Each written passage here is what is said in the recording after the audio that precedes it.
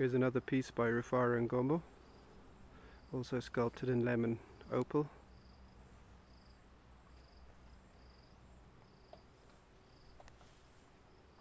It's available on utonga.com.